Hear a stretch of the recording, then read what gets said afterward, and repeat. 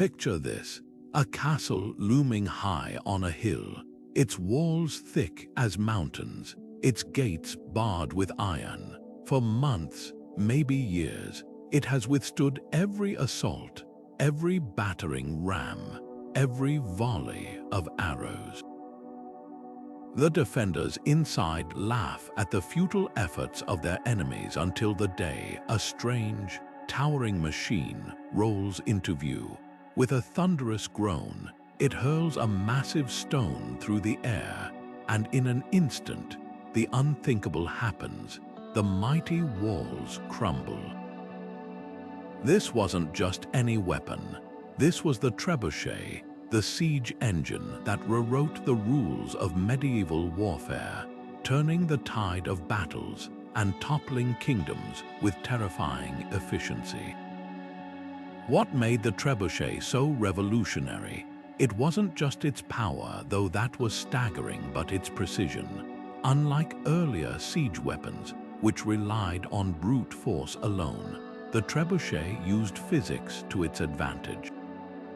A carefully balanced counterweight, a meticulously calculated release, and suddenly, armies could strike with devastating accuracy from distances that seemed impossible. Castles, once considered invincible, were now vulnerable. Kings and commanders who had relied on their fortresses for safety found themselves facing a new reality. No wall was high enough, no gate strong enough to withstand this machine's relentless assault. But the trebuchet's impact went far beyond the battlefield. Its rise marked a turning point in history, a moment when innovation and engineering began to overshadow tradition and sheer manpower. It forced armies to adapt, strategists to rethink, and entire societies to reconsider how they built their defenses. This wasn't just a weapon, it was a symbol of human ingenuity, a reminder that even the most daunting obstacles could be overcome with the right combination of brains and brawn. And as we delve into its origins, its mechanics, and the legendary sieges where it made its mark, you'll see how this single invention didn't just change warfare, it changed the world. So let's step back into an age of stone and steel, where the roar of the trebuchet signaled the dawn of a new era. The story of the trebuchet begins not in the castles of Europe, but far to the east, where ancient Chinese engineers first experimented with the principles of leverage and counterweights. As early as the 4th century, these innovators had built primitive traction trebuchet machines powered by teams of men pulling ropes to swing the throwing arm. But it was the Islamic world that refined the design, replacing human strength with massive counterweights that could hurl stones with unprecedented force. By the time these machines reached Europe in the 12th century, they represented centuries of accumulated knowledge, a fusion of mathematics, physics, and sheer ingenuity. What set the trebuchet apart from earlier siege engines like the ballistae or the mangonel was its elegant simplicity. Instead of relying on twisted ropes or sinew for power, it used gravity itself as its engine. A carefully calibrated counterweight, sometimes weighing several tons, would drop with relentless force, sending projectiles arcing through the air with deadly accuracy. This wasn't just incremental improvement, it was a leap forward, allowing armies to strike targets hundreds of yards away while remaining safely out of range of defenders' arrows. The trebuchet's arrival in Europe coincided with a golden age of castle building, as nobles constructed ever more imposing fortifications to assert their power. But these stone giants met their match in the trebuchet, a machine capable of reducing their walls to rubble. Suddenly, the rules of warfare had changed. No longer could a lord simply retreat behind thick walls and wait out a siege. The trebuchet turned the tables, forcing defenders to rethink their strategies and engineers to devise new ways to strengthen their designs.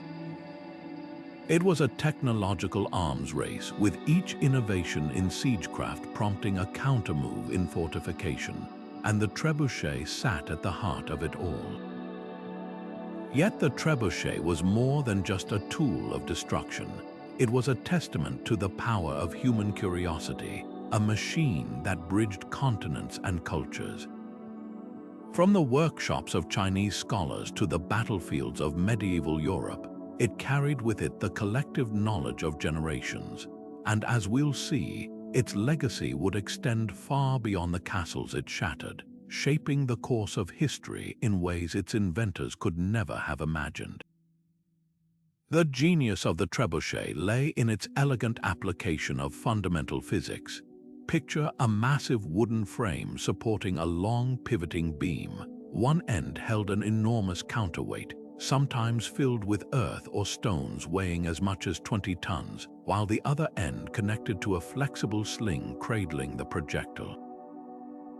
When the counterweight was winched upward and suddenly released, gravity did the rest. As the weighted end plunged downward, the opposite arm whipped forward, accelerating the sling in a wide arc until, at the perfect moment, one end of the sling released, sending its deadly payload soaring with pinpoint precision. This wasn't just about raw power, it was about control. Skilled engineers could fine-tune every aspect of the machine's performance. Shortening the sling produced a lower, faster trajectory ideal for smashing through walls, while a longer sling created a higher arc perfect for lobbing projectiles over fortifications. Adjusting the counterweight's mass changed the force behind each throw, allowing crews to switch between hurling massive boulders to crumble towers or launching clusters of smaller stones to rain destruction on defenders below. Some trebuchets even featured adjustable release mechanisms, giving operators the ability to alter the timing of the sling's opening mid-swing, a level of precision unheard of in earlier siege engines. The most advanced versions, like the counterweight trebuchet, eliminated the need for teams of men to pull ropes, instead relying entirely on mechanical advantage. This innovation meant a single machine could operate with fewer soldiers, reducing fatigue and increasing consistency. Historical accounts describe crews who could launch a projectile every few minutes, maintaining relentless barrages that wore down even the most determined defenders. And unlike torsion-powered weapons, which lost tension over time, the trebuchet's gravity-driven mechanism delivered consistent force shot after shot, making it terrifyingly reliable on the battlefield. But perhaps the most remarkable thing about the trebuchet was its adaptability. While commonly associated with hurling stones, creative commanders found endless uses for its power. Some loaded barrels of burning tar to set enemy fortifications ablaze. Others launched decaying animal carcasses or pots of disease-ridden waste over walls, turning the trebuchet into an early form of biological warfare. During one famous siege, attackers even flung the heads of captured soldiers back into the fortress, a psychological weapon as brutal as it was effective.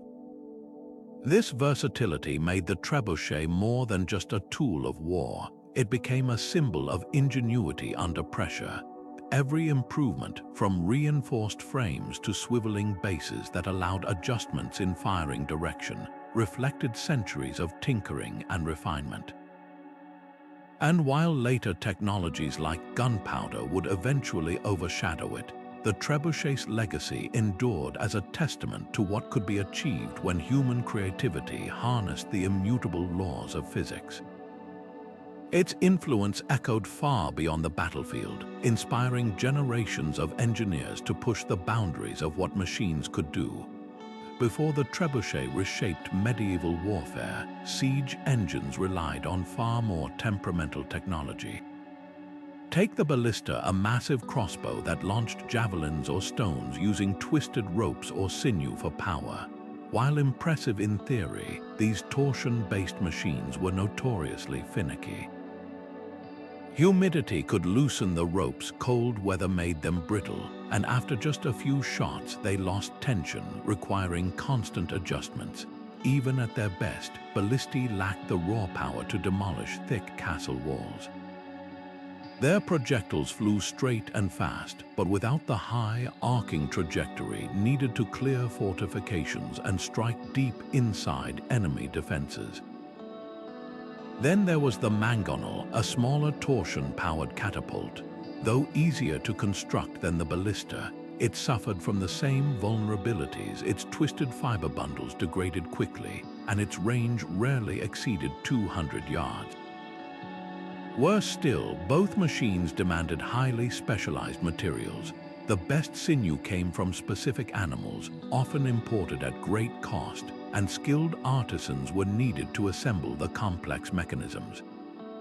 For an army on the move, this was a logistical nightmare. The trebuchet changed everything by stripping siege warfare down to its essentials.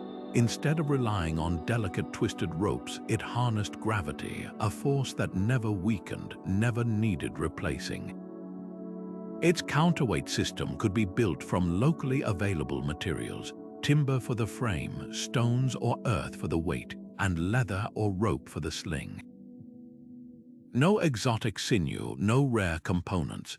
A well-trained crew could assemble one in days, even in the field. And while older engines struggled to adjust their aim, the trebuchet offered unparalleled versatility.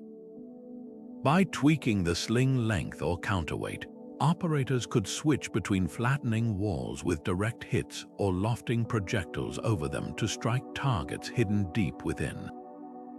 But perhaps the most devastating advantage was sheer scale. While a mangonel might hurl a 20-pound stone, a large trebuchet could launch projectiles weighing over 300 pounds. Some records describe stones so massive they shattered into deadly shrapnel on impact. During the siege of Stirling Castle in 1304, King Edward I's Warwolf trebuchet reportedly took 3 months to build but leveled entire sections of wall in a single day. That kind of destructive power didn't just break sieges, it shattered the very idea of safety behind stone walls. What truly set the trebuchet apart, though, was its psychological impact. Earlier engines could harass defenders, but none delivered the same relentless, earth-shaking bombardment. The rhythmic groan of the arm swinging forward, the whistle of a boulder in flight, the thunderous crash as it struck home. These weren't just sounds of war, they were the soundtrack of inevitability. Defenders who'd once mocked attackers from their ramparts now huddled behind crumbling walls, knowing no fortification could withstand such punishment indefinitely. The trebuchet didn't just outperform its predecessors, it rendered them obsolete, ushering in an era where ingenuity, not just brute strength, decided the fate of kingdoms. The true terror of the trebuchet wasn't just measured in shattered stone, it echoed in the minds of those who watched it rise outside their walls.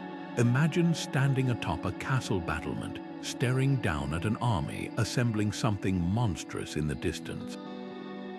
Day by day, the skeleton of timber grows taller, the counterweight heavier, until the machine looms like a skeletal giant against the horizon. Even before the first stone flew, the message was clear: resistance would be met with unimaginable force. This was psychological warfare on a scale medieval Europe had never seen. Chronicles from the time paint vivid pictures of defenders paralyzed by dread. During the siege of Acre in 1291, witnesses described entire garrisons trembling at the mere sound of the trebuchet's arm creaking under tension. Some cities opted to surrender immediately rather than endure the relentless barrage, their leaders calculating that submission was preferable to watching their homes reduced to rubble hour after hour, day after endless day. The trebuchet didn't just break walls, it broke wills. What made this mental toll so devastating was the unpredictability. Unlike arrows or boiling oil, which defenders could anticipate and counter, a trebuchet's projectiles arrived without warning. One moment the air was still, the next a boulder the size of a horse came crashing through a tower, sending splinters of stone slicing through the air. The randomness of destruction where the next strike might land, whether it would obliterate a gate or crush a crowded hall, left no safe haven, breeding paranoia among even the bravest soldiers. Commanders exploited this fear with brutal creativity.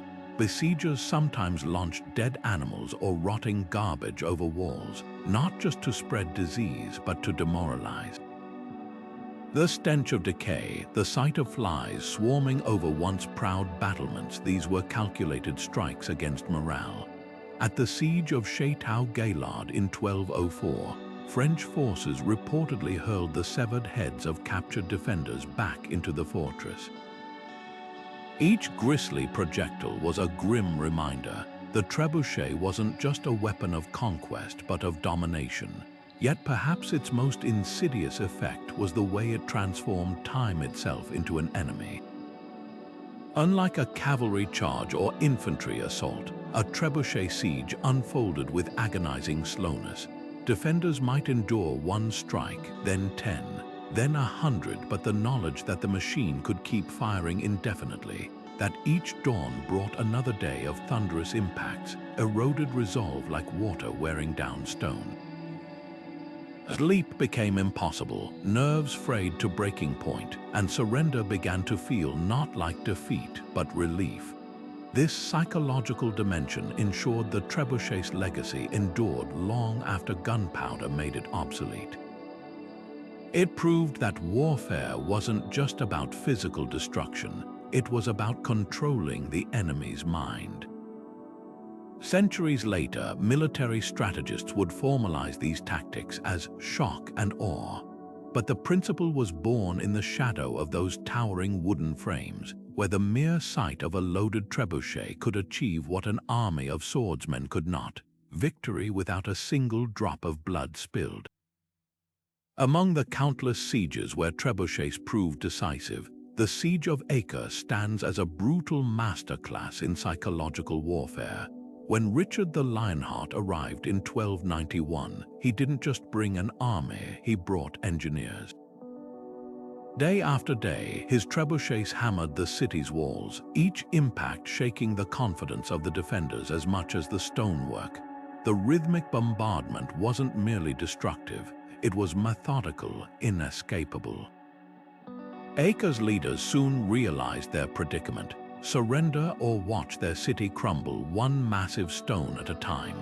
Richard's victory here didn't just secure a strategic port, it sent a message across the Holy Land that no fortress, no matter how formidable, could withstand this new age of siegecraft.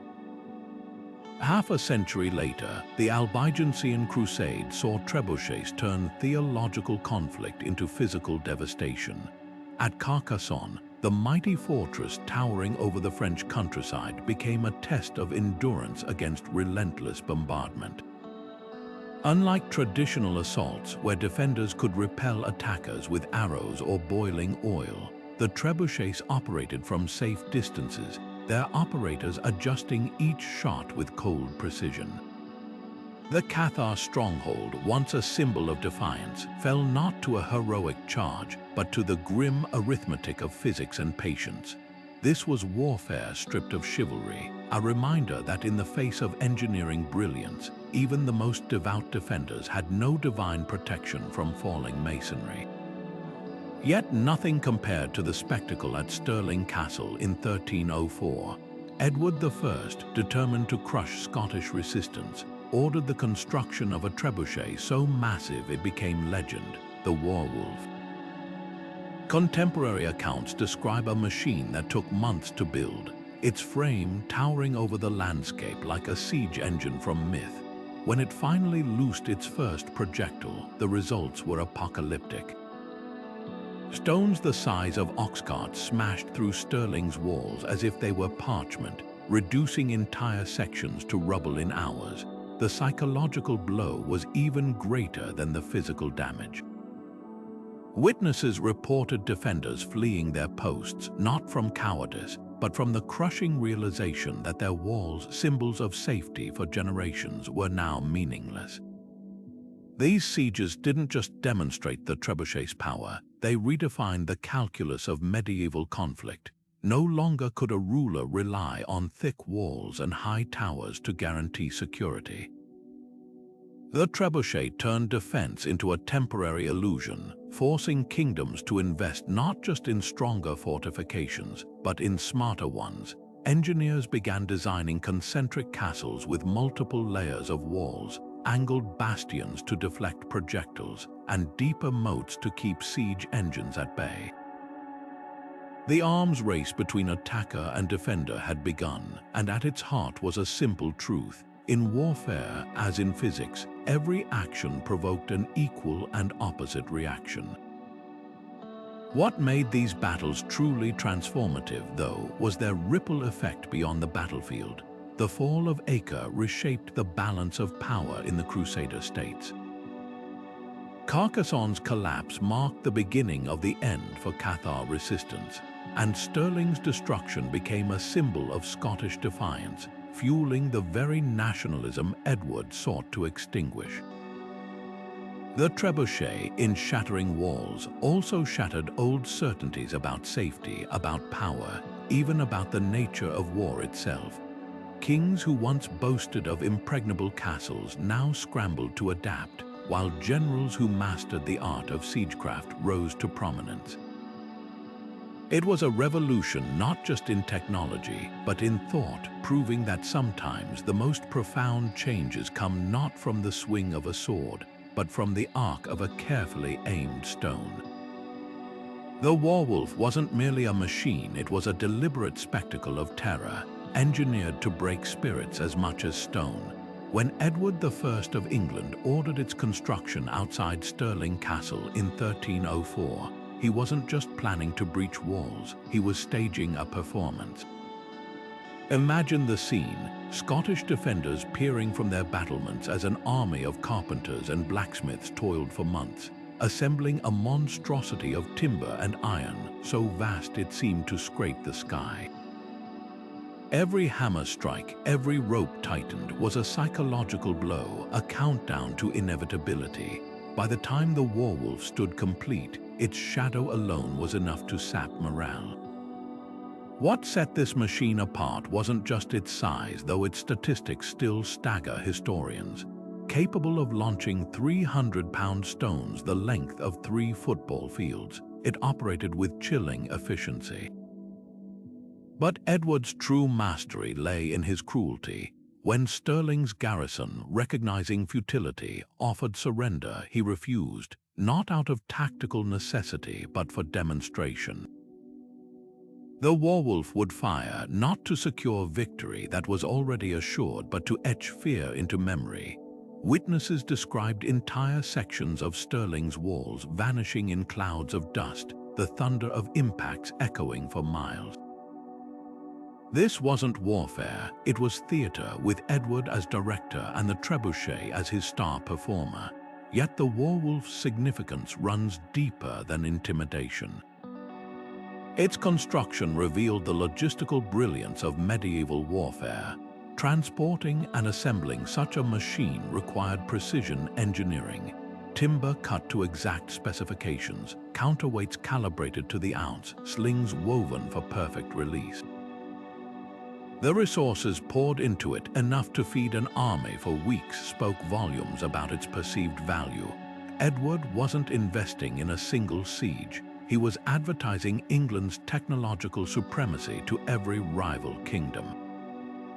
The message was clear. Resistance invited not just defeat but humiliation. The aftermath of Stirling's fall rippled far beyond shattered masonry. The Warwolf became legend, a story told and retold, its myth growing with each telling. For Scottish rebels, it symbolized the crushing weight of English oppression, fueling generations of resistance. For military engineers, it marked a high point of pre-gunpowder innovation, proving that brains could outmatch brawn. And for rulers across Europe, it set a precedent. warfare was no longer just about armies clashing on fields, but about dominating the enemy's imagination before the first stone flew. In the end, the Warwolf's truest power lay in its duality. It was both tool and propaganda, physics and psychology, a marvel of craftsmanship and an instrument of brutality.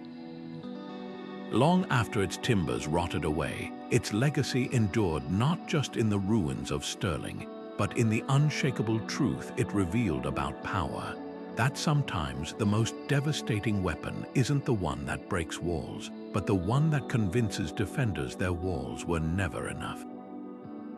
The trebuchet's true versatility lay not in the weight of its stones, but in the twisted ingenuity of its ammunition. While massive boulders could reduce towers to rubble, it was the more unconventional projectiles that carved psychological scars into the defender's mind. Picture the horror of watching a decaying horse carcass soar over your walls, its putrid flesh bursting on impact, filling the air with the stench of death and the buzz of disease-carrying flies. This wasn't just an assault on the body, it was an attack on the senses, a calculated move to sicken, demoralize, and cripple a besieged population from within. Fire transformed the trebuchet into a weapon of pure terror. Armies filled clay pots with burning tar or oil, launching them in high arcs that turned castle courtyards into infernos. Unlike arrows tipped with flame, these firebombs couldn't be easily extinguished, their contents splattered on impact, clinging to wood and flesh alike. During the siege of Jerusalem in 1287, chroniclers described molten lead raining down on defenders, searing through armor like parchment. The trebuchet didn't just bring walls down, it turned entire strongholds into ovens, forcing trapped soldiers to choose between suffocation in smoke-filled halls or slaughter in the open air. But perhaps the most chilling innovations were those that weaponized nature itself.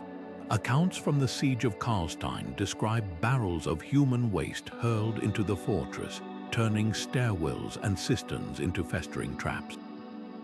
The goal wasn't just to disgust, it was to poison wells, spread dysentery, and grind resistance away through slow, agonizing sickness. Some commanders took this further, launching beehives over walls. The chaos of thousands of enraged bees descending upon armored knights, their only defense to flee or endure stings through visor slits, added a layer of psychological torment no sword could match. These macabre tactics reveal a darker truth about medieval warfare. The trebuchet was as much a tool of terror as it was of destruction. Its operators understood that breaking an enemy's will often require more than shattered stone. By weaponizing disease, fire, and even the natural world, they turned the machine into a canvas for psychological warfare. Defenders might brace for the impact of rocks, but how does one prepare for the unimaginable, for the sky itself to rain down plague or swarms of stinging insects? This unpredictability became the trebuchet's greatest strength, proving that in war, innovation could be as lethal as brute force, and fear could collapse a fortress long before its walls did. The legacy of these gruesome experiments endured long after the age of trebuchets faded.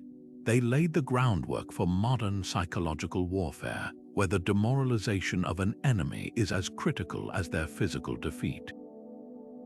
From the poisoned wells of antiquity to the propaganda leaflets of 20th century wars, the principle remained the same.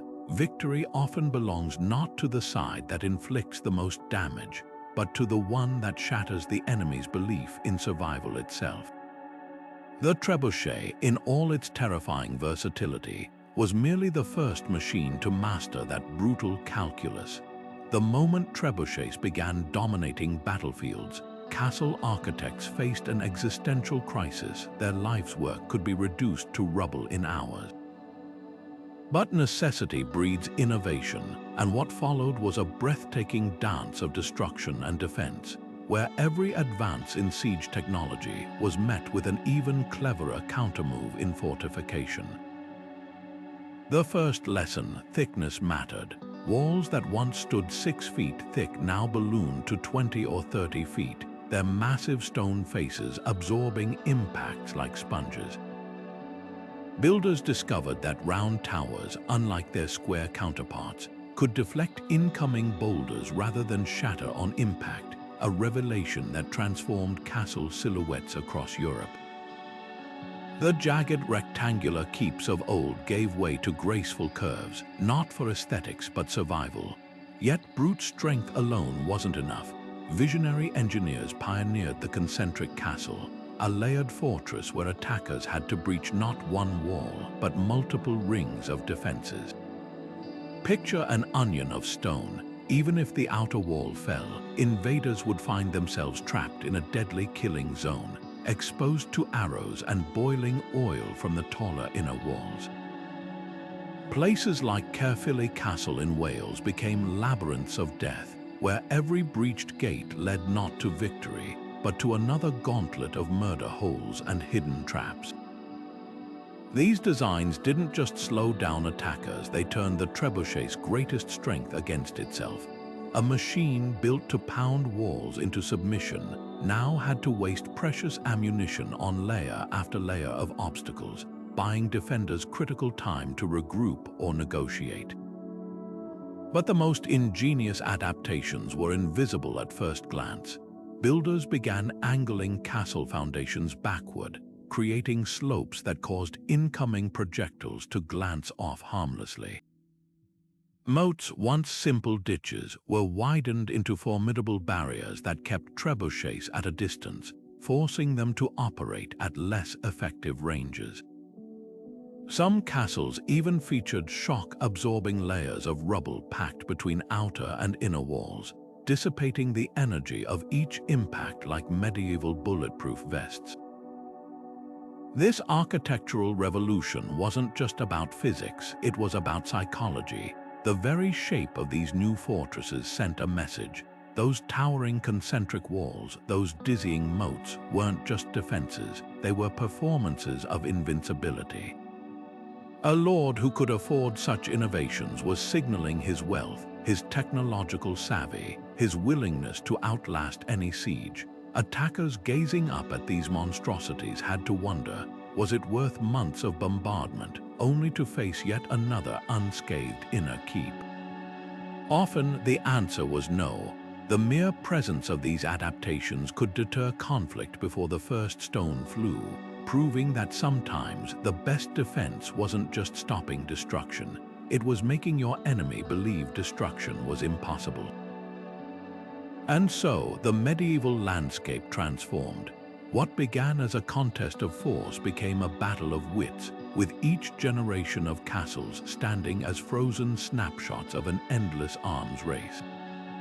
The trebuchet hadn't just changed how wars were fought, it had reshaped the very skyline of an era, leaving behind fortresses that were equal parts stone and strategy, their curves and layers telling the story of a world where survival depended not on height or thickness alone, but on the relentless ingenuity of those who built them.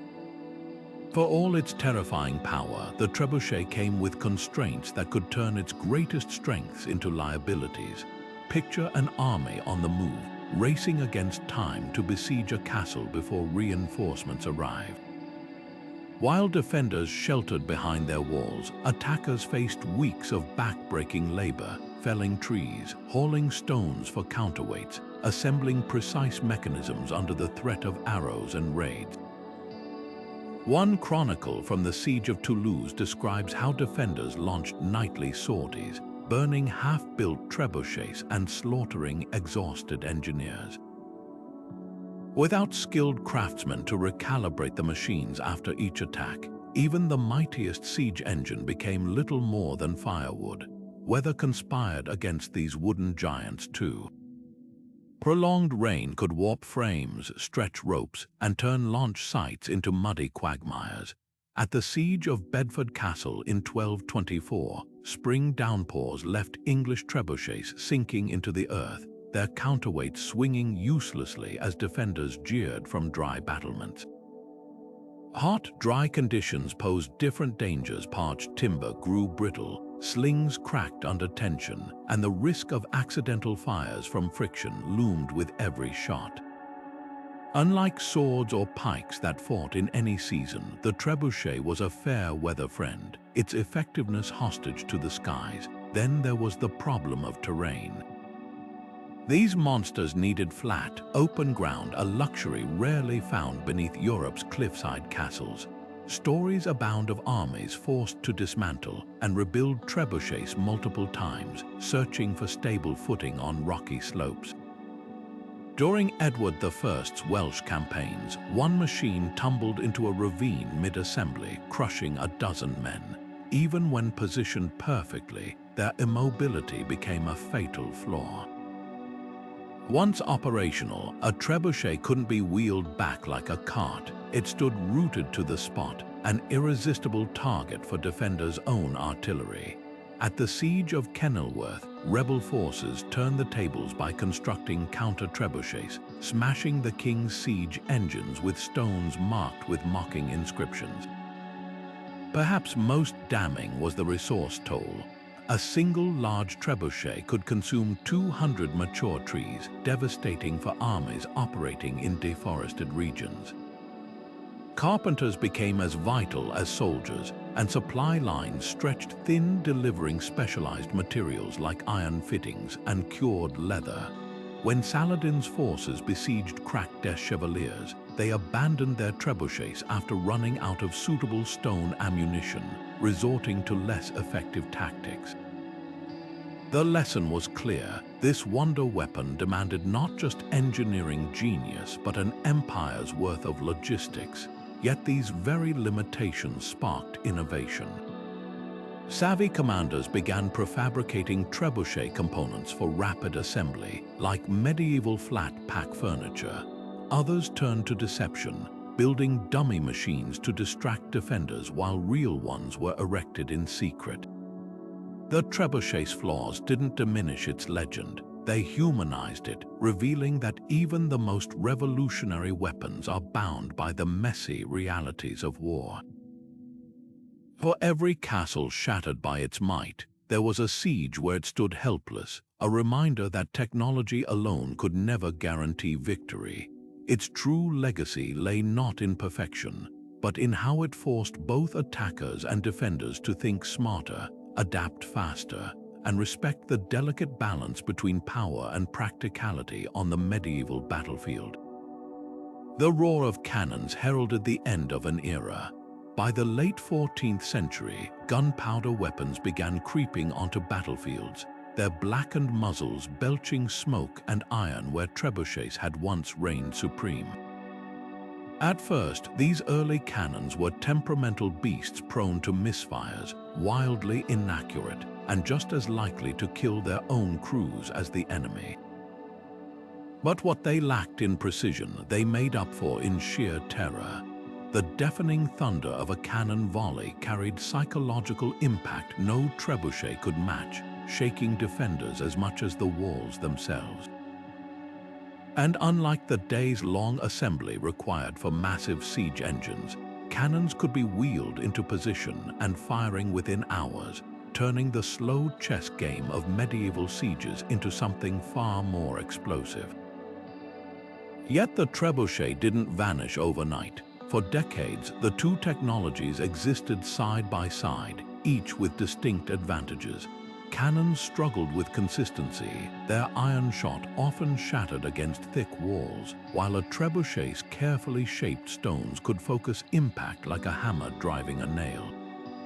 At the siege of Constantinople in 1453, the Ottomans deployed both, using cannons to weaken sections of the mighty Theodosian walls, while trebuchets rained firebombs to sow chaos behind them. It was a brutal synergy, proving that even outdated technology could find deadly purpose in the right hands. What ultimately sealed the trebuchet's fate wasn't just firepower, but logistics. A cannon required only a handful of men to operate, while trebuchets demanded entire companies of laborers. Gunpowder, though expensive, could be transported in barrels. No need to scour the countryside for boulders or fell entire forests for timber. And as foundries improved, cannons grew lighter, more reliable, and deadlier, until even the most ardent traditionalists couldn't ignore their superiority. By the 16th century, the trebuchet had become a relic, its silhouette fading from battlefields like the shadow of a setting sun. But to say the trebuchet disappeared would be to miss its true legacy. The principles it embodied, leverage, precision, the marriage of physics and warfare, lived on. Artillery officers studied trebuchet trajectories to refine cannon angles. Fortress designers borrowed concepts from concentric castles to create star-shaped bastions that deflected cannonballs. Even the psychological tactics honed by trebuchet crews found new life, as armies used early mortars to lob exploding shells behind enemy lines. The trebuchet didn't fail, it evolved, its spirit surviving in the very weapons that replaced it. Perhaps the greatest testament to its influence lies in how we remember it today. While cannons from the same era rust in museums, the trebuchet captivates modern imaginations rebuilt at Renaissance fairs, studied by engineering students, even inspiring viral internet challenges. There's a romance to its simplicity, a brilliance in its mechanics that transcends its bloody purpose. It stands as a bridge between eras, reminding us that every revolution in warfare begins not with the destruction of the old, but with the adaptation of its lessons. The trebuchet didn't just change medieval warfare, it taught the world that in the face of progress, even the mightiest machines must yield to the march of time. Gunpowder didn't just replace the trebuchet, it rewrote the rules of warfare entirely. Where gravity-powered engines relied on careful calculations and towering frames, cannons brought raw, immediate force with a single spark. The difference was like comparing a surgeon's scalpel to a blacksmith's hammer. Trebuchets had been precise instruments of controlled destruction, but gunpowder weapons traded finesse for overwhelming brutality. A well-placed trebuchet shot might take out a section of wall after hours of bombardment, while a single cannonball could punch straight through a gatehouse in seconds. The very rhythm of sieges changed overnight, no more waiting for counterweights to drop or slings to release. Now, the thunder of artillery could reduce months-long stalemates to days of relentless, earth-shaking barrages. But the true revolution wasn't just in firepower, it was in trajectory. Trebuchets had dominated because their high arcing shots could clear walls and strike deep inside fortifications. Cannons flipped this logic on its head, attacking horizontally, targeting the bases of towers and walls where their weight was least supported. Medieval castles, designed to deflect plunging shots from above, suddenly faced an existential flaw. Their towering walls, once symbols of strength, now made perfect targets for cannon fire. At the Siege of Constantinople in 1453, the Ottomans' massive bombards didn't just chip away at the city's legendary defenses, they aimed low, collapsing entire sections like a woodsman felling a tree. The lesson was unmistakable: vertical might no longer meant safety. Yet the trebuchet's legacy lingered in unexpected ways. Early cannon crews struggled with the same challenges trebuchet engineers had mastered centuries earlier: consistency, range, and accuracy. Many of the first gunpowder weapons were so unpredictable that armies kept trebuchets as backup, trusting their reliability when cannons misfired or ran out of powder. Even the terminology betrayed the connection. Gunners spoke of elevation and windage, concepts borrowed directly from siege engine crews. And just as trebuchets had spurred castle design revolutions, cannons forced architects to reimagine fortifications yet again. The sloping, star-shaped bastions of the Renaissance weren't just a reaction to gunpowder. They were the culmination of lessons learned from both eras, blending the trebuchet's need for deflection with the cannon's demand for resilience. What's often overlooked is how much the gunpowder age owed to the engineers who came before. The mathematical principles behind trebuchet trajectories became the foundation for artillery tables. The logistical systems built to transport massive siege engines were adapted for moving cannons. Even the psychological tactics using noise and spectacle to break enemy morale were refined in the smoke and fire of the new battlefield. The trebuchet didn't fade into obsolescence so much as it dissolved into the DNA of modern warfare, its influence echoing in every cannon's roar. In the end, the shift from gravity to gunpowder wasn't just about technology, it was about mindset. The trebuchet had been the last great weapon of the medieval world, where warfare was as much about patience and craftsmanship as brute force. Cannons ushered in an age of instant, industrialized destruction, where victory went to those who could produce the most firepower the fastest. Yet for all its revolutionary impact, gunpowder never quite matched the haunting elegance of a trebuchet's arc, that perfect marriage of physics and artistry, where every shot was a silent testament to human ingenuity before the age of explosions.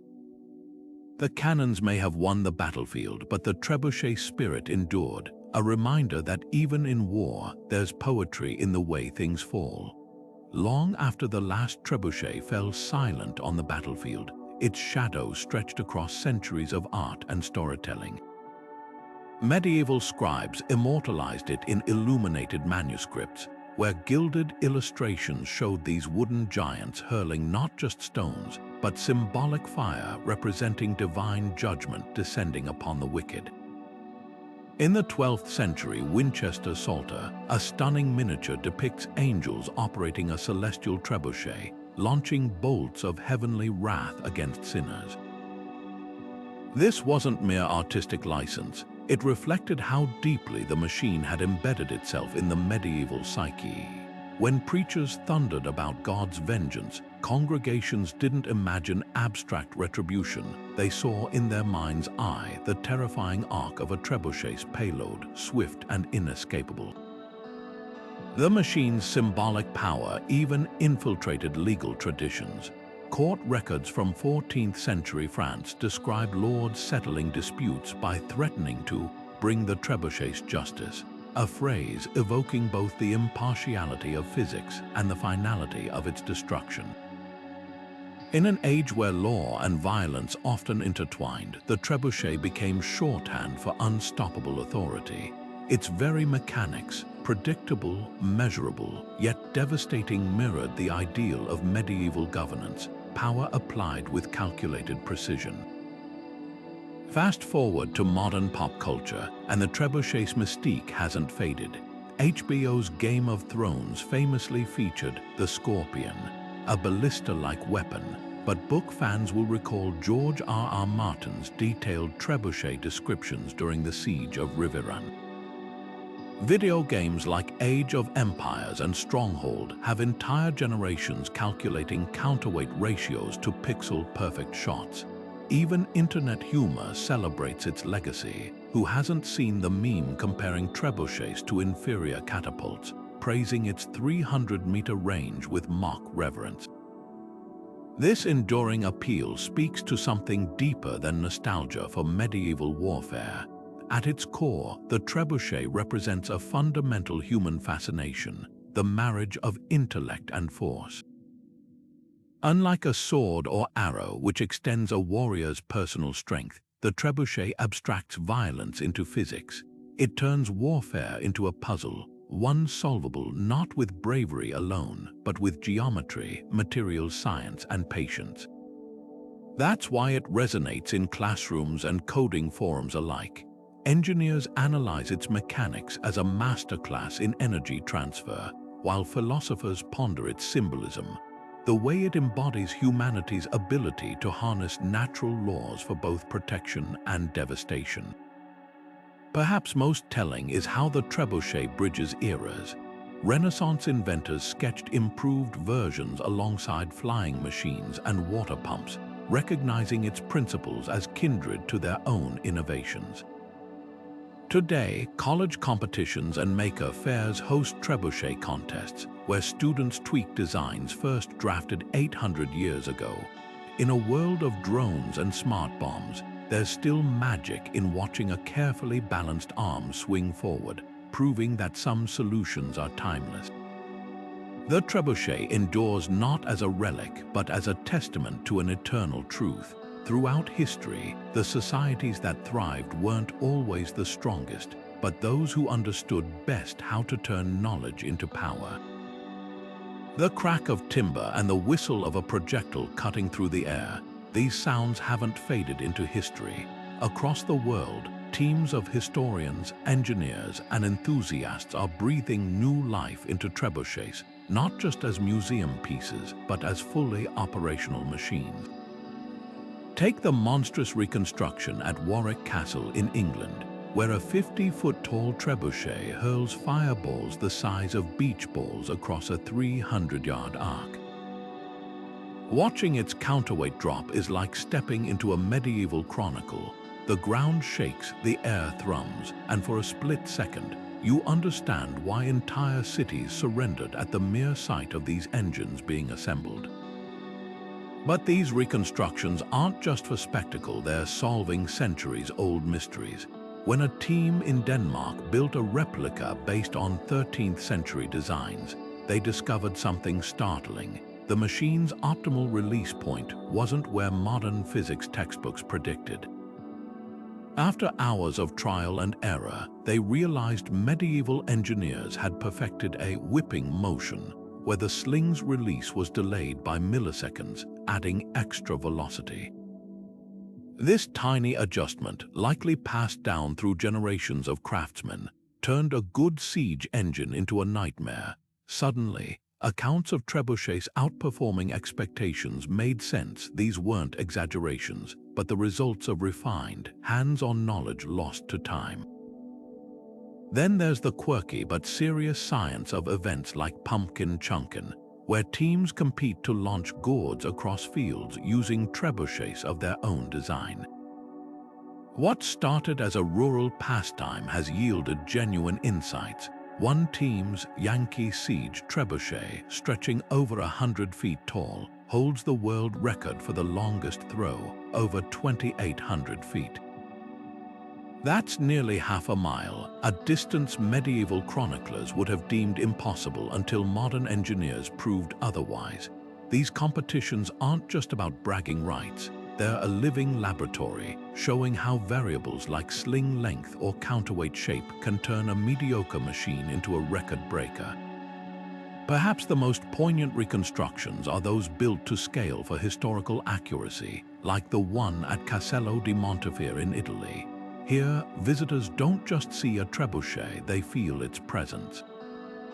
The creak of the winch, the groan of ropes under tension, the collective breath holding before release, it's a visceral reminder that these weren't abstract weapons, but tools operated by real people.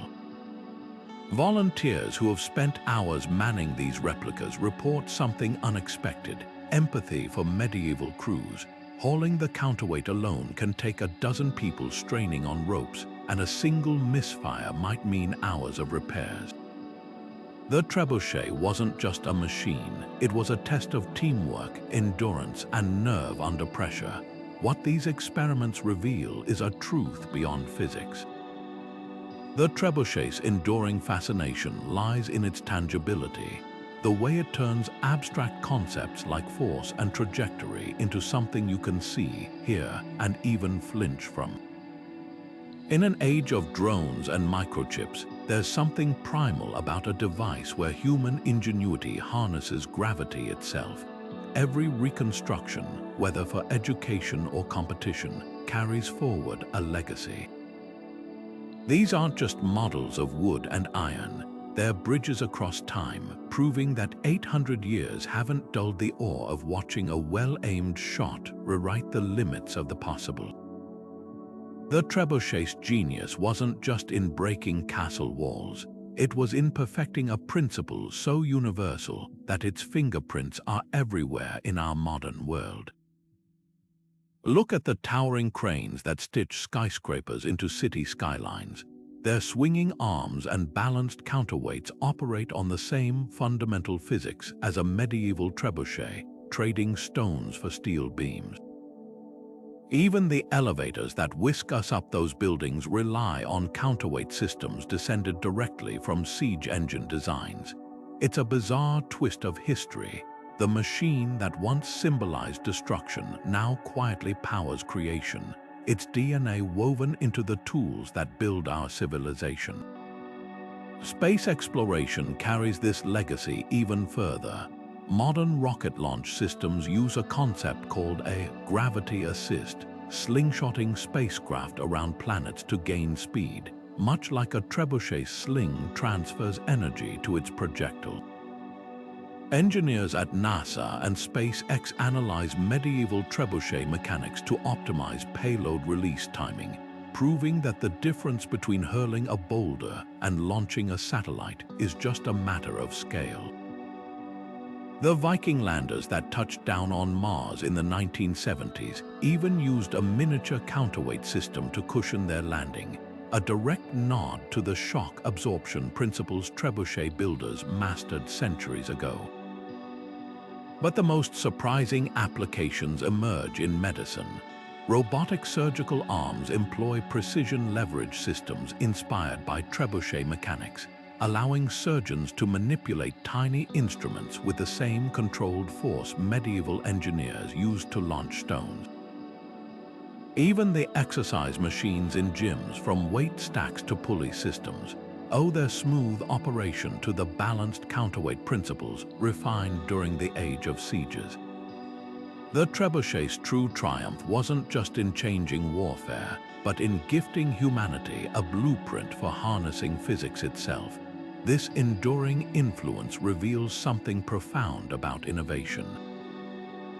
Great engineering isn't confined to its original purpose, it ripples outward, solving problems its creators never imagined.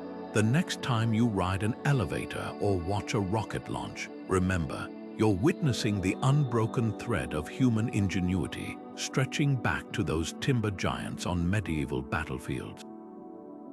The trebuchet didn't just teach us how to break walls, it taught us how to think, proving that the right idea, no matter how ancient, can elevate the future. Hollywood loves a good siege scene, towering trebuchets launching fireballs with pinpoint accuracy, obliterating castles in a single shot. But peel back the cinematic spectacle, and you'll find a machine that was far more human in its flaws. The reality, a trebuchet wasn't some medieval instant win button. Picture a crew of exhausted soldiers, their hands blistered from hours of winching the counterweight back into position, only to watch their carefully aimed shot fall short again. These machines demanded patience. While movies show non-stop barrages, historical records reveal a slower, grueling process.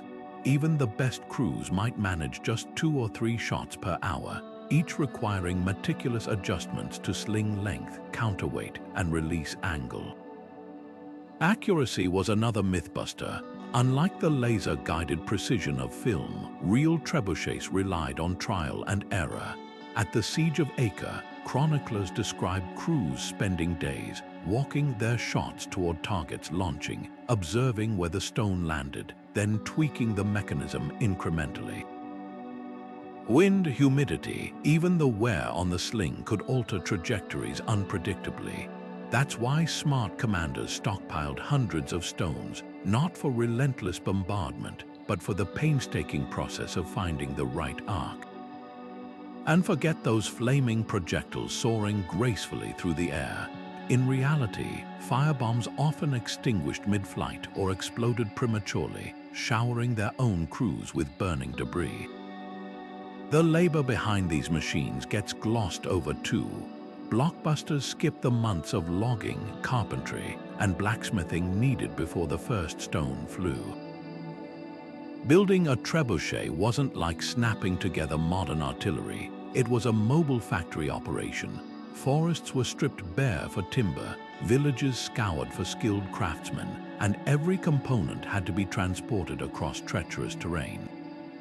At the Siege of Toulouse, records note how defenders taunted attackers by burning their half-built trebuchets night after night, forcing them to start from scratch.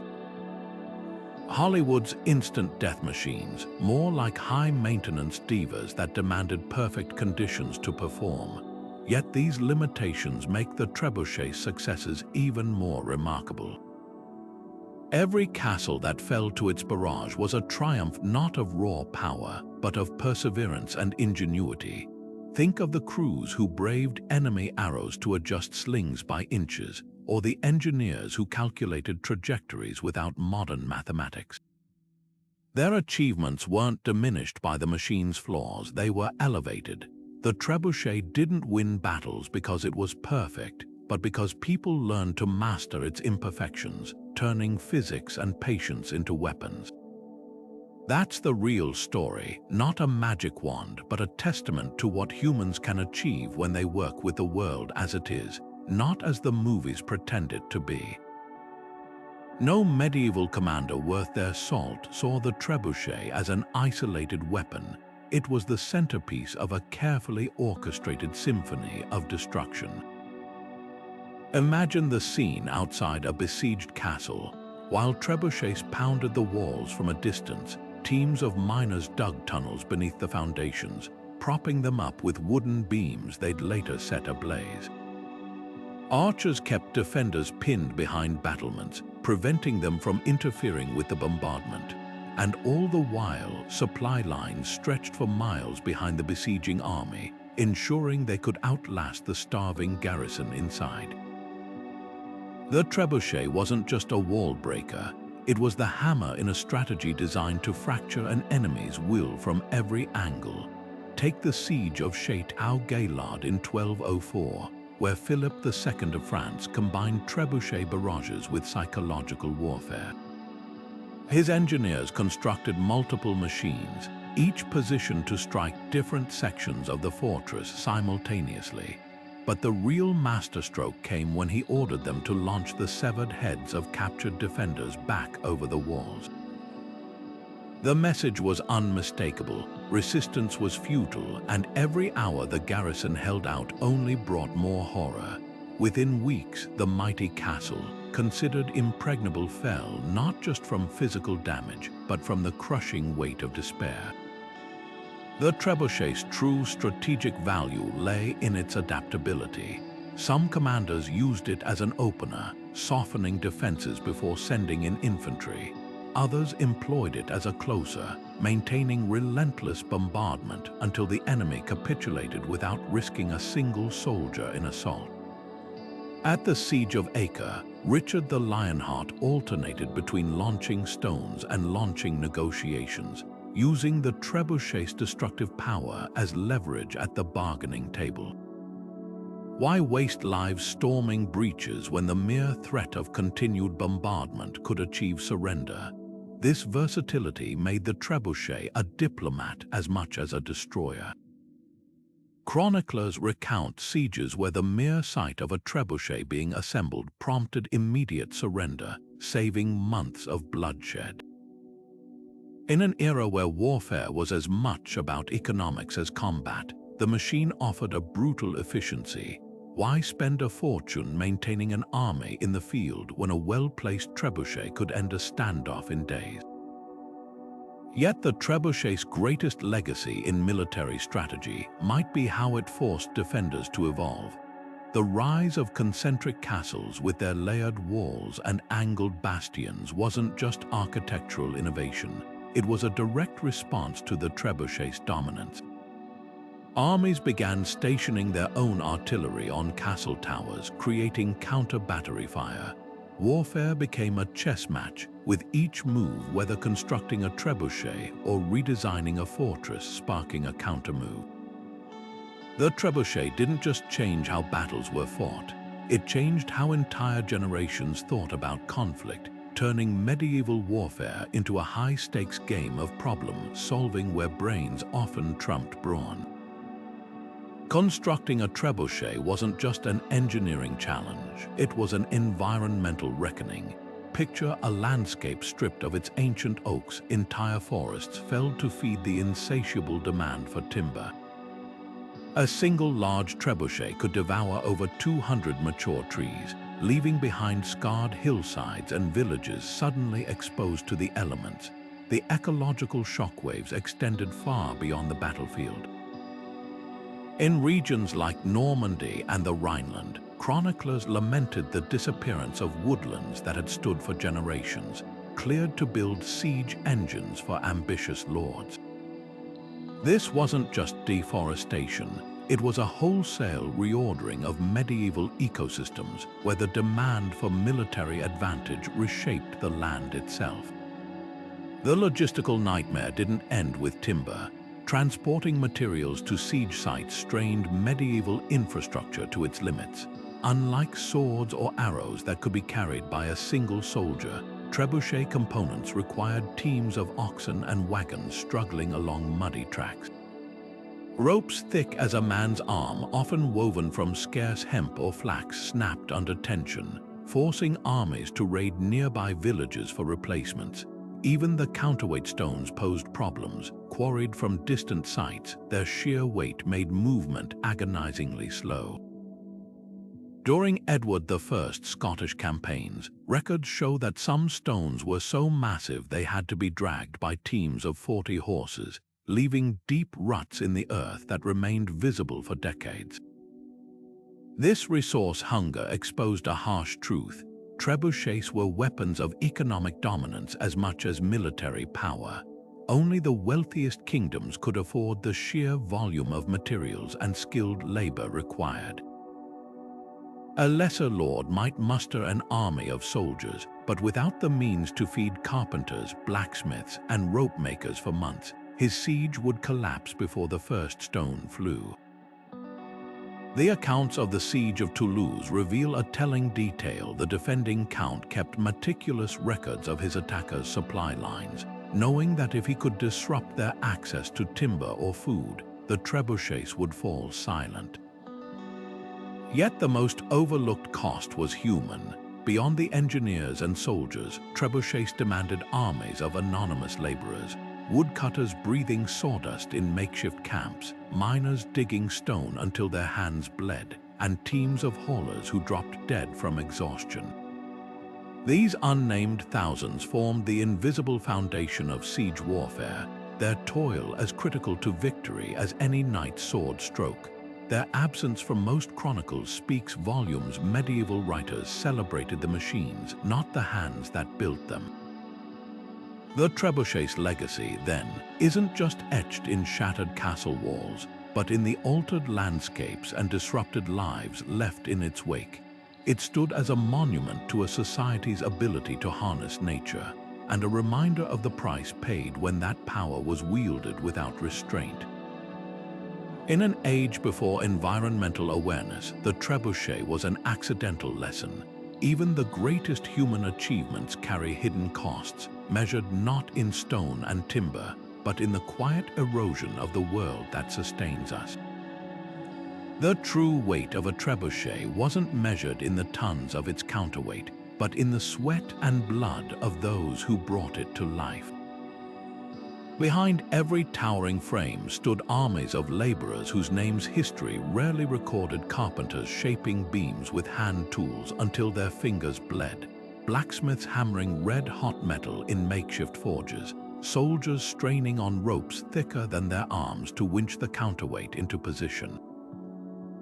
These weren't just workers, they were human machines, their collective effort transforming piles of timber into instruments of devastation. Consider the perilous reality of construction. Without cranes or power tools, assembling a trebuchet meant hoisting massive beams into place using sheer muscle and makeshift pulleys.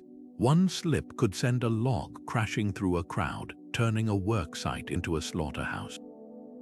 Accounts from the siege of Kenilworth describe a support beam snapping under tension, crushing 6 men instantly, a grim reminder that every stage of assembly carried mortal risk. And the dangers didn't end once the machine was operational. Firing a trebuchet required precise coordination. A mistimed release could send the arm whipping backward, shattering the frame and impaling nearby crew members with flying splinters the size of spears. Enemy attacks compounded these hazards. Defenders knew that killing a single skilled engineer could delay a siege for weeks. Archers targeted trebuchet crews with specialized broadhead arrows designed to punch through leather armor, while nighttime raids aimed to burn half-built machines. At the Siege of Acre, Muslim defenders employed Greek fire, a terrifying incendiary weapon, to torch Christian trebuchets, engulfing operators in flames that water couldn't extinguish. Surviving crews developed macabre rituals for luck, carving protective symbols into beams or wearing charms made from the bones of previous casualties. Yet the most overlooked sacrifices came from the support networks. Quarrymen toiled in dust-choked pits to extract counterweight stones, their lungs filling with lethal grit. Peasants conscripted to haul materials faced whippings if they faltered under backbreaking loads. Even the cooks and water carriers shared the risk, venturing into no man's land to sustain crews under fire. This wasn't just an engineering project, it was a society in miniature where every role, no matter how humble, fed the machine's insatiable appetite. What makes their story extraordinary is how these laborers transformed desperation into innovation. When timber ran short, they dismantled nearby barns. When rope supplies dwindled, they braided vines or horsehair. Some crews even repurposed captured siege engines, adapting enemy designs on the fly. Their resilience highlights a paradox. The trebuchet, symbol of destruction, was also a triumph of collective human ingenuity. Every stone hurled, every wall shattered, carried the imprint of countless unnamed hands, proof that history's most fearsome machines are never just wood and iron, but flesh and spirit too. History often paints medieval warfare as a world of men, knights in armor, engineers heaving stones, kings plotting conquests. But behind every trebuchet that toppled a castle wall stood networks of women whose contributions were just as crucial, if far less celebrated. Take the bustling camps outside besieged cities, where women managed the sprawling logistics that kept these massive machines operational. While men strained at winches, women organized supply lines, ensuring a steady stream of timber, rope, and food reached the front lines. Without their unseen labor, weaving replacement slings from hemp, grinding flour to feed exhausted crews, the great engines would have fallen silent within days. Some women stepped even closer to the action. Chronicles from the Siege of Hennebont in 1342 describe Duchess Jean de Flandre directing trebuchet placements from horseback, her strategic insights proving decisive in breaching the city's defenses. Then there's Countess Jean de Penthièvre, who commanded entire sieges during the Breton War of Succession, leveraging trebuchets not just as weapons, but as psychological tools. Her tactic sustained nighttime bombardments to deny defenders sleep, a maneuver that frayed nerves as effectively as shattered stone. These weren't anomalies. They were glimpses of a reality scrubbed from most records, where noblewomen co-authored military victories. Even in non-combat roles, women's expertise shaped outcomes. Monasteries and castles often housed workshops where nuns and noblewomen oversaw the production of siege supplies. The Abbess Hildegard of Bingen, better known for her mystical writings, reportedly designed improved winch mechanisms after studying captured trebuchets. And in towns under siege, women frequently took charge of rationing materials, deciding which beams could be spared for repairs and which rooftops must be dismantled to keep the engines firing. Their choices meant the difference between a prolonged stalemate and a swift victory. The trebuchet story, then, isn't just one of physics and force, it's a testament to collaboration across genders. From the peasant women who foraged stones for ammunition to the noble women who dictated strategy, their combined efforts turned timber and rope into instruments of transformation. While chroniclers favored tales of male warriors, the truth lingers in margins and footnotes. Every thunderous shot that shook a fortress wall carried the imprint of countless women's hands, their ingenuity woven as tightly into history as the fibers of a trebuchet sling.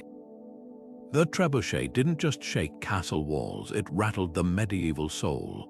When a single machine could level a church or crush a marketplace in moments, people couldn't help but ask, was this devastation an act of divine judgment or a perversion of God's creation? Clerics and chroniclers wrestled with the question, their writings revealing a world torn between awe and horror. In the siege of Béziers during the Albigensian Crusade, papal legates claimed God himself guided the trebuchet stones to purify the city of heresy. Yet when those same machines reduced abbeys sheltering innocents, monks whispered of Satan's hand twisting human ingenuity into cruelty. This tension played out in illuminated manuscripts and sermons. Some artists depicted angels operating celestial trebuchets, their slings hurling bolts of holy fire at sinners. Others painted demons crouched in the machinery's shadows, whispering to engineers as they loaded projectiles. The duality reflected a deeper struggle how to reconcile faith with the indiscriminate violence of this new warfare. Was it righteous to use a weapon that couldn't distinguish between knight and child, between fortress and hospital? Theologians like Thomas Aquinas grappled with these questions, arguing that intent mattered more than the tool itself. Yet even he conceded the trebuchet's power made moral clarity as fragile as a castle's crumbling parapets. The debate spilled beyond church walls. Folk tales sprouted about trebuchets cursed to misfire unless blessed by priests or haunted by the ghosts of those they'd killed. In one chilling account from the siege of Toulouse, defenders claimed a stone from a crusader's trebuchet miraculously halted mid-air before striking a cathedral, only to resume its deadly arc when the attackers ignored the sign. Whether miracle or morale-boosting myth, the story reveals how deeply these machines unsettled the medieval psyche. What makes this moral reckoning so poignant is its echoes in our own time. The trebuchet's inventors never imagined their creation would force societies to question the ethics of progress. But once unleashed, technology always outpaces philosophy. The same dilemmas that haunted medieval clerics now surface with drones and AI. Can destruction ever be truly righteous? Who bears responsibility when machines act beyond human control? The trebuchet, in all its terrifying grandeur, was merely the first chapter in humanity's endless struggle to balance power with conscience, leaving us to wonder whether we've advanced at all, or simply built taller machines to cast longer shadows. Trade routes did more than transport silks and spices. They carried the secrets of destruction from one empire to another.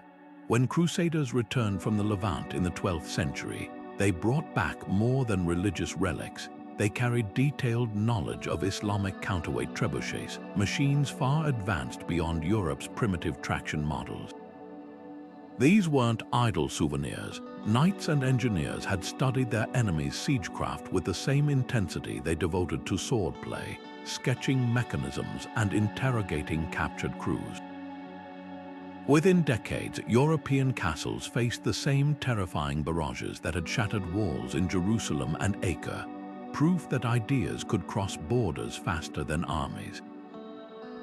The Silk Road played an equally pivotal role, though less celebrated. Persian engineers traveling with merchant caravans disseminated trebuchet designs through Central Asia, their scrolls passing through the hands of Chinese scholars, Mongol warlords, and Russian princes. In the bazaars of Samarkand and Constantinople, traders haggled over more than goods. They exchanged engineering principles. A merchant might trade a bolt of Damascus silk for a set of precise diagrams, the currency of knowledge flowing as freely as gold. This wasn't espionage, it was the medieval equivalent of open-source technology, where innovation spread through the collective curiosity of artisans and soldiers alike. Nowhere was this exchange more evident than in the Mediterranean's bustling ports. Venetian shipbuilders, accustomed to adapting foreign vessel designs, applied the same ingenuity to siege engines. Dockyards that typically produced masts and sails began prefabricating trebuchet components for export, their cargo holds stuffed with numbered beams and pre-measured slings. Records from Genoa's archives reveal contracts for machine kits shipped to France and England, complete with assembly instructions translated into 3 languages. The trebuchet had become a commodity, its parts disassembled and traded like IKEA furniture for warlords. What's often overlooked is how this technological transfer reshaped diplomacy. When the Byzantine emperor sought alliances against the Turks, he didn't just offer gold, he gifted German knights access to his imperial siege workshops. The message was clear: knowledge was the ultimate bargaining chip. Similarly, the Mongol Khans employed Persian engineers not just as builders, but as envoys, sending them to vassal states with trebuchets as tokens of protection. A well-placed siege engine could secure loyalty more effectively than 1,000 arrows. Yet this exchange wasn't without friction. Guilds of European engineers jealously guarded their hard-won expertise, encrypting design scrolls with ciphers to prevent rivals from stealing their innovations. In Cordoba, Muslim and Christian scholars collaborated on trebuchet mechanics by day, only to see their shared knowledge turned against each other in sieges by night.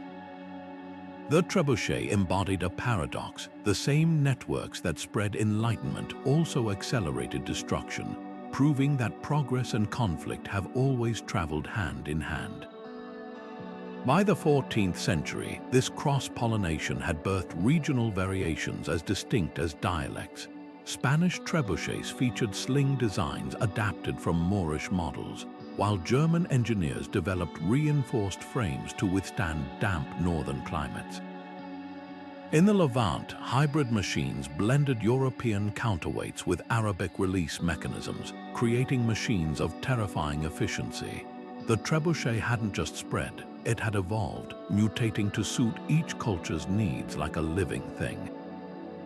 Its journey from east to west and back again stands as a testament to the medieval world's hidden connectivity, where the paths of commerce and conquest were paved with shared ingenuity, and where the most enduring legacy of war wasn't the rubble it left behind, but the ideas it set in motion.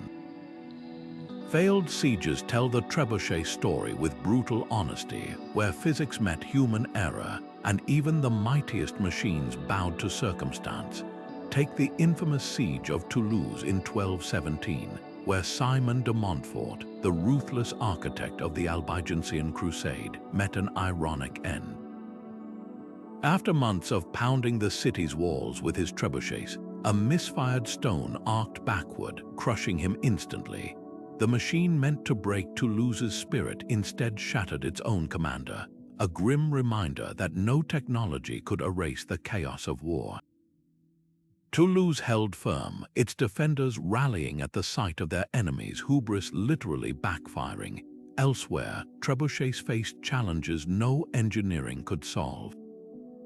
At the siege of Kenilworth in 1266, Henry III's forces bombarded the castle for nearly 6 months, one of the longest medieval sieges in English history. Despite relentless barrages, the defenders had dug in too well, their concentric walls absorbing impacts while underground springs kept them supplied with fresh water. The trebuchets did their job, reducing towers to rubble, but the castle's design and the garrison's grit turned the conflict into a war of attrition.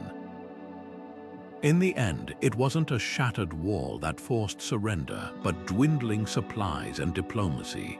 weather proved just as formidable an adversary as any fortress. During the siege of Bedford Castle, summer rains transformed the siege camp into a quagmire. Trebuchet frames warped in the damp, ropes stretched and snapped, and the sodden ground swallowed counterweights whole.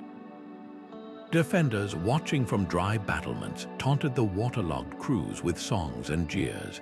The machines stood silent for weeks, their once terrifying presence reduced to a symbol of futility. Nature, indifferent to human ambition, had imposed its own siege. Then there were the sieges where trebuchets became victims of their own success. At Chateau-Gaillard, French forces breached the outer walls only to find the inner defenses deliberately collapsed by defenders, creating a maze of rubble that rendered further bombardment useless.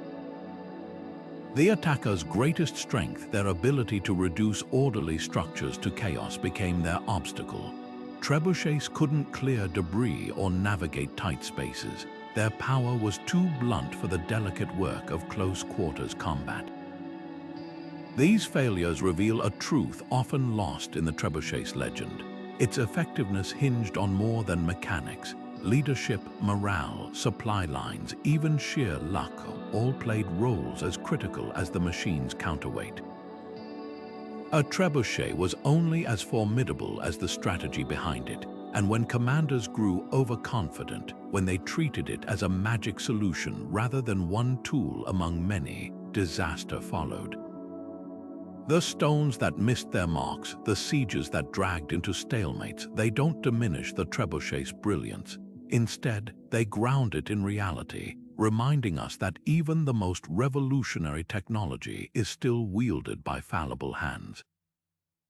The principles that made the trebuchet revolutionary didn't fade into obscurity. They evolved, embedding themselves in the very fabric of modern warfare.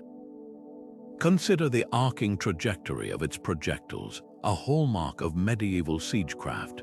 Today's artillery batteries use that same indirect fire approach, calculating angles and distances to strike targets hidden behind hills or urban sprawl. The howitzers firing in Ukraine or Syria might be light years ahead technologically, but their fundamental logic, lobbing death from afar, is pure trebuchet, just refined by satellites and microprocessors. Even modern mortar crews owe their tactics to those medieval engineers who first grasped the power of gravity-driven ballistics. Psychological warfare, another of the trebuchet's grim innovations, now dominates 21st century conflicts. Medieval commanders understood that breaking an enemy's will could be more decisive than breaking their walls. Today, militaries deploy precision airstrikes not just to destroy infrastructure, but to broadcast an unmistakable message: resistance is futile. The shock and awe campaigns of recent decades, designed to paralyze adversaries before ground troops even engage, are spiritual successors to the trebuchet's theater of terror. When drones linger ominously over conflict zones, their buzzing engines a constant reminder of imminent destruction. They're channeling the same psychological dread as a looming trebuchet outside a castle gate. Distance, too, remains a defining strategy. The trebuchet's genius lay in allowing attackers to strike without exposing themselves to counterfire, a concept that's become the cornerstone of modern combat. Cruise missiles, stealth bombers, and even cyber attacks follow the same playbook: inflict maximum damage while minimizing risk to the aggressor. The medieval crew winching down a counterweight has been replaced by a pilot pressing a button from an air-conditioned trailer halfway across the world, but the underlying principle is unchanged. War has always favored those who can kill without being killed, and the trebuchet was the first machine to codify that brutal arithmetic. Yet the most surprising legacy might be in modern logistics. The trebuchet's demand for precision engineering and standardized components foreshadowed today's military-industrial complex. Medieval armies learned that siegecraft wasn't just about bravery. It required supply chains, skilled labor, and interchangeable parts.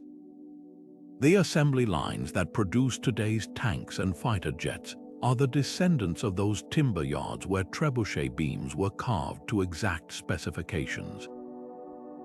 Even the concept of modular design, seen in everything from infantry rifles to naval ships, traces back to the way trebuchet components were prefabricated for rapid deployment. What truly connects these eras, though, is the human element. The trebuchet's crews, peering through the dust to adjust their aim, were the forerunners of today's drone operators staring at screens.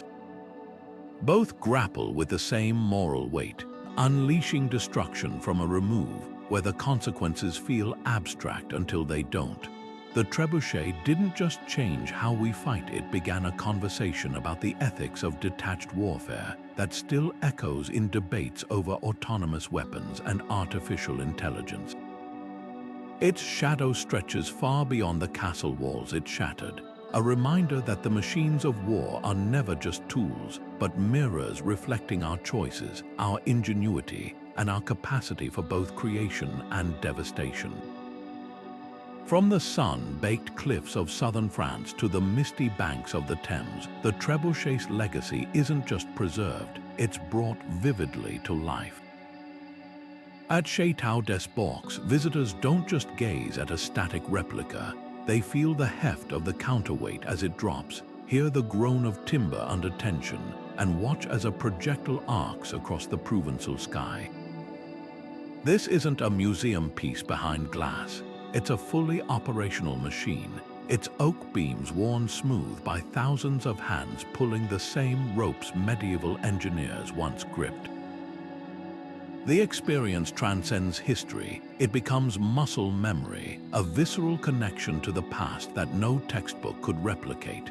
The Tower of London takes a different approach, weaving the trebuchet into a broader tapestry of medieval warfare. Amidst displays of armor and broadswords, a carefully reconstructed frame stands disassembled, its components laid out like a giant puzzle. Visitors can trace the journey from raw timber to finished weapon, marveling at the precision of the joinery and the ingenuity of the sling mechanism. Interactive screens overlay digital animations onto the physical fragments, showing how these silent beams once transformed into engines of war. It's a masterclass in storytelling where touchscreens and thousand-year-old would coexist to demystify the engineering brilliance behind the machine. Smaller museums add their own creative twists. In the German town of Treuchtlingen, a children's workshop lets young visitors build miniature trebuchets from popsicle sticks and rubber bands, distilling complex physics into playful experimentation.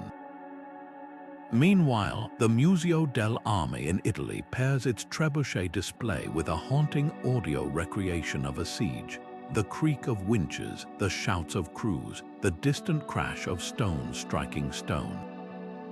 These exhibits recognize that history isn't just about facts, it's about emotion, about placing yourself in the footsteps of those who lived it. The most profound preservation efforts often happen behind the scenes. In the vaults of the Royal Armouries in Leeds, conservators battle time itself, using CT scans to detect rot in ancient timber fragments and climate-controlled cases to halt centuries of decay. One specialist describes treating a charred beam recovered from a Welsh battlefield. Carbon dating traced it to Edward I's campaigns as part archaeology, part hospice care. These unsung efforts ensure that future generations won't just read about trebuchets, but stand inches from the actual wood and iron that shaped history. What makes these exhibits truly remarkable is their universal appeal. Grandparents and schoolchildren alike lean in as guides explain how a machine designed for destruction became a catalyst for innovation. A Danish museum even hosts an annual Trebuchet Olympics, where teams compete to launch watermelons the farthest using historically accurate designs. Laughter mixes with learning as pumpkins soar and splatter, demonstrating physics with every messy impact. This global network of preservation does more than honor the past, it challenges our assumptions. Seeing a trebuchet up close shatters the Hollywood myth of crude medieval technology. The precision of the joinery, the elegance of the weight distribution, the subtle adjustments to the sling, all reveal a level of sophistication we rarely attribute to the so-called Dark Ages. Museums don't just display these machines, they dismantle our arrogance, reminding us that ingenuity isn't confined to the digital age. Perhaps the most poignant lesson comes from the repairs.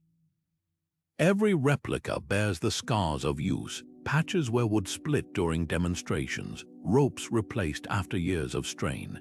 Unlike pristine artifacts frozen behind glass, these working trebuchets teach us that preservation isn't about stopping time, but about continuing the conversation between past and present.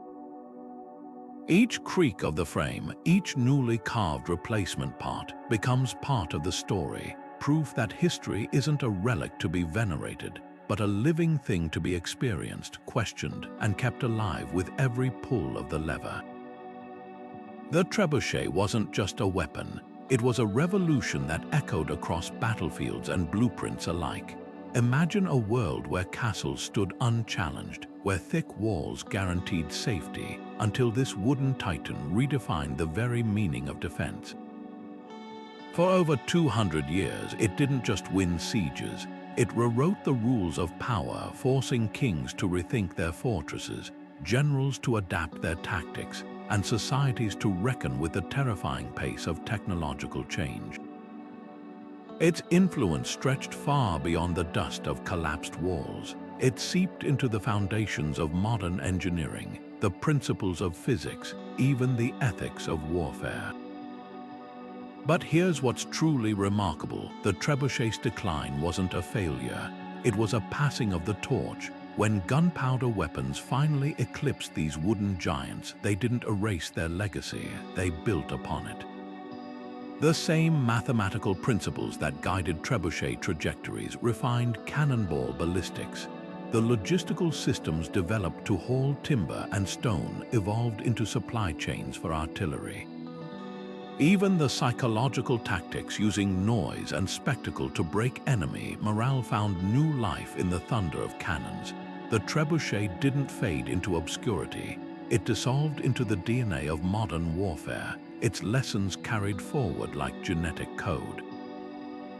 Today, when we watch reconstructions hurl pumpkins at county fairs or analyze medieval manuscripts for forgotten engineering tricks, we're doing more than reminiscing. We're paying homage to a machine that embodied humanity's restless ingenuity. The trebuchet teaches us that progress isn't just about inventing something new, it's about seeing the potential in what already exists. Those medieval engineers didn't have computers or carbon fiber, but they had an intimate understanding of leverage, gravity, and human psychology. Their creation stands as a monument to what's possible when we combine curiosity with persistence, when we refuse to accept that this is just how things are done. So the next time you see a crane swinging steel beams into place on a construction site, or watch a SpaceX rocket use gravity to slingshot toward Mars, remember, you're witnessing the trebuchet's grandchildren. The principles are the same, only the materials have changed. That's the real lesson here, not that a single machine changed history, but that every leap forward begins with someone looking at an old problem and daring to ask, what if we tried it this way instead? If these stories of innovation and upheaval resonated with you, don't miss our next deep dive into history's game changers. Let us know in the comments what medieval invention still blows your mind. The windmill, the mechanical clock, or maybe something even older, waiting to be rediscovered. Your curiosity fuels this journey through time, and who knows, the next revolution might be lurking in the pages of history, just waiting for the right moment to be unleashed.